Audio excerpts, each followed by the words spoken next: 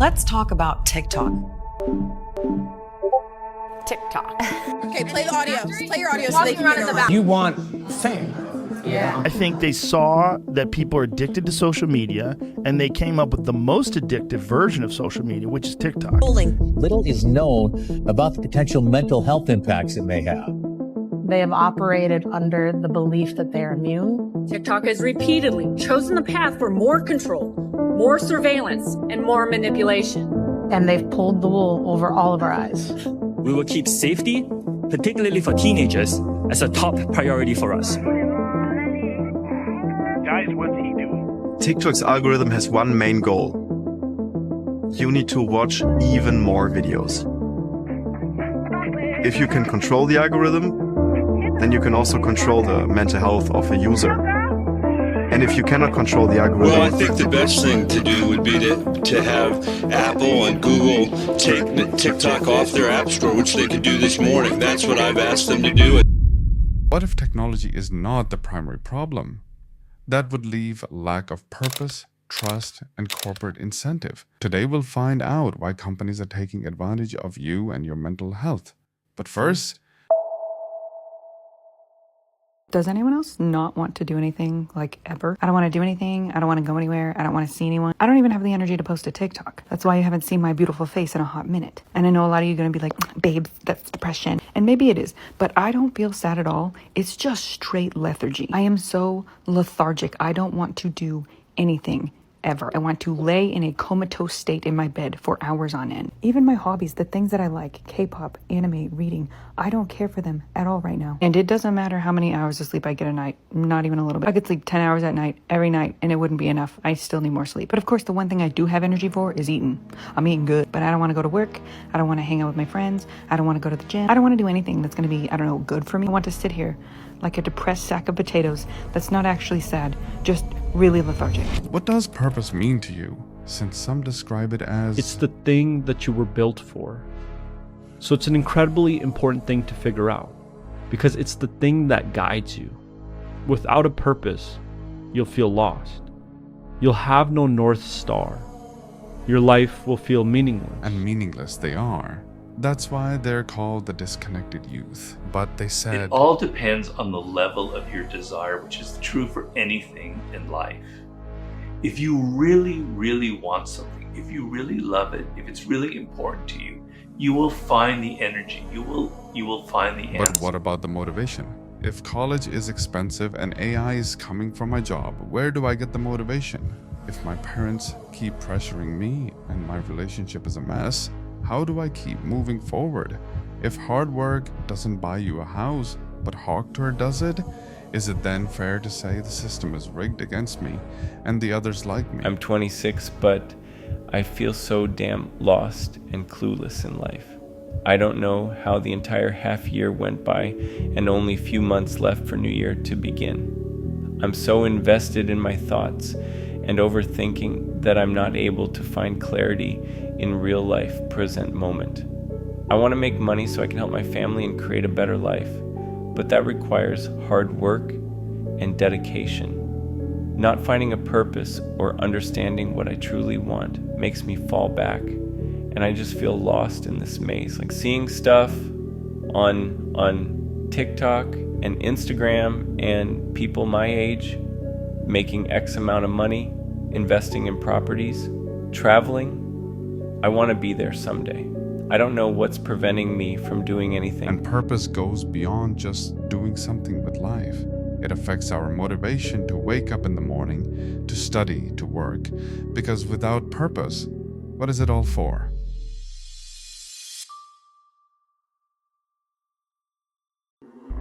There's one thing that my generation can agree on, left or right. It is that rent is too expensive, salaries are not increasing, groceries are ridiculously priced, gas is expensive, and buying a home for most people is nearly impossible. Realizing that I can't afford to live.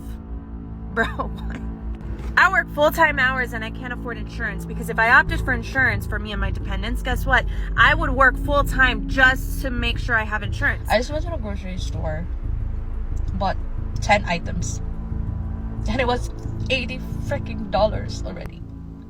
I literally have $10 left on my account. The fuck? About 34% of young adults graduate with a good job waiting, and the remaining 66% of graduates left, well, other opportunities await. What is the hope? Is there even any? When they pursue that education, when they start that craft, when they do that job, does it pay off? No. No, it doesn't. That's why adult models make more money than NBA players. The name is Sophie Rain, a content creator on OnlyFans. She's made waves recently when she revealed she's made an astonishing $43 million in earnings over the past year. When the validity of her claims were questioned, she began showing her receipts with monthly earnings, including a whopping $4.7 million from one man who goes by the name Charley, Charley. To put the total earnings in perspective, Sophie Rain made more money on OnlyFans than many of the NBA's biggest stars. Ladies and gentlemen, look at this list right here. Anthony Davis, Luka Doncic, Kyrie Irving, Anthony Edwards. Look at the money that they're making. 42 million for Anthony Edwards, right? In fact, this platform has grown so much that in 2023, OnlyFans content creators earned a total of $6.6 billion, which exceeds the total of salaries earned by the entire National Basketball Association, which was at $4.9 billion. Okay, so you are a virgin. Yes. It makes you question the morality of society and what we really value as a collective. Is it good or the bad? Should I be a grifter and make millions of dollars off of crypto rug pulls? Or should I be a creative, making videos about my passion? The distrust in the system, lack of financial incentives, and lack of loyalty from companies leads to a very unproductive class of young people who see their job as a misuse of time. Can you hear me? Can you hear me? Yes. Yeah. Can you hear me? Yeah. Okay. Yeah. So we are here. So Caroline, thank you for meeting us with us today. As it's shared today at the staff meeting, we are meeting with those who are most directly impacted by this restructuring decision. Unfortunately, your position is one that is being eliminated. I want to recognize how challenging this news might be.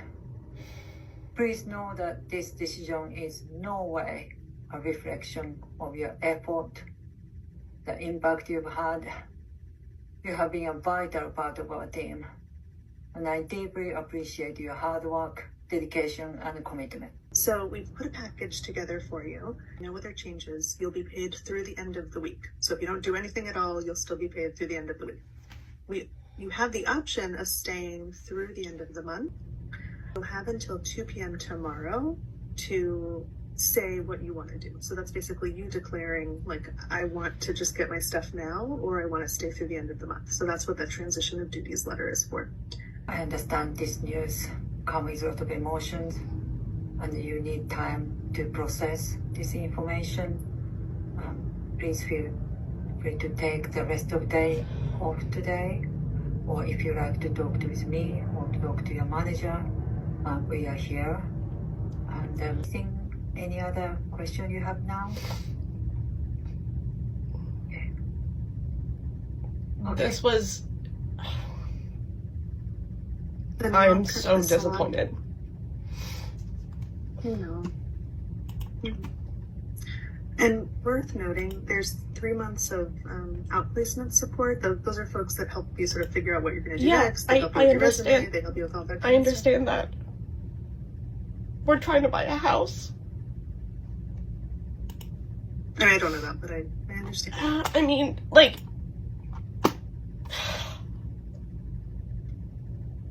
Before the holidays? 2 weeks before the holidays?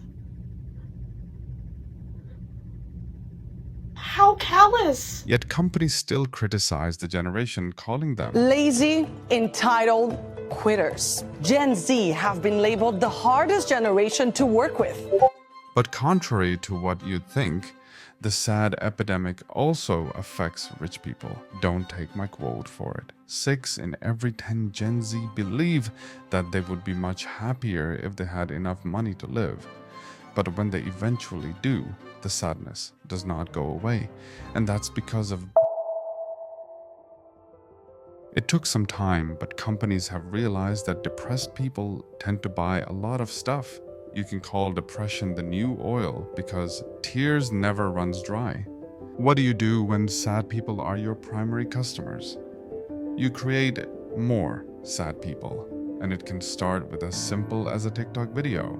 Even if you don't have depression, interacting with sad posts tells the algorithm that you're a potential victim, which allows them to send you more sad.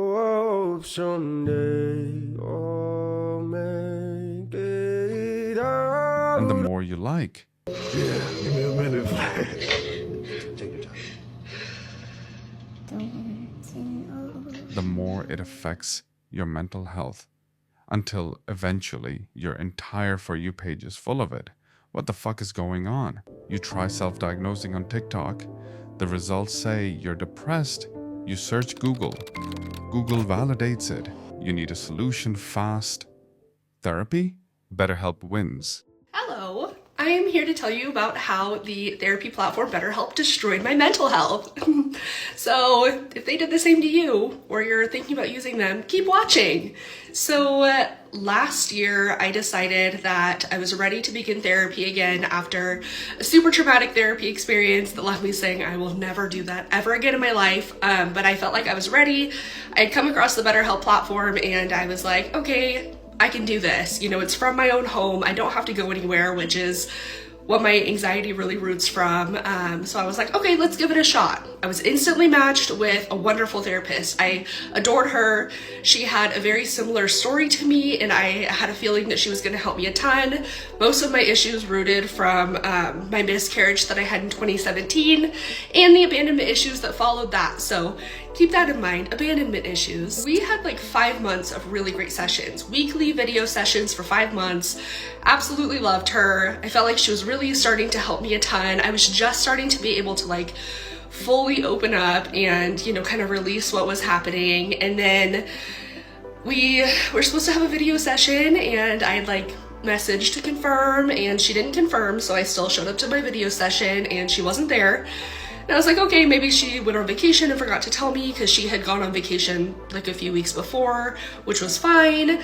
No, she just never said anything ever again. The field of capitalism has entered healthcare. It's been about making them reliant on your service, whatever that may be. You may be a chiropractor, an osteopathic physician, a mental health specialist, working for BetterHelp. And when you start doing that, you start almost infantilizing your patient population to the point where they feel helpless unless you're there. Yeah. And I worry about a lot of these tools where they're not trying to get you off their program. Yeah, they're venture backed. They need their to fiduciary scale. responsibilities to the scale Yeah. of the financials. It's got to grow. Yeah. It's got to grow. And the only way to grow is to grow fast. And they're not the only ones profiting from this epidemic. Netflix, Hulu, porn, video games, even YouTube, the list goes on.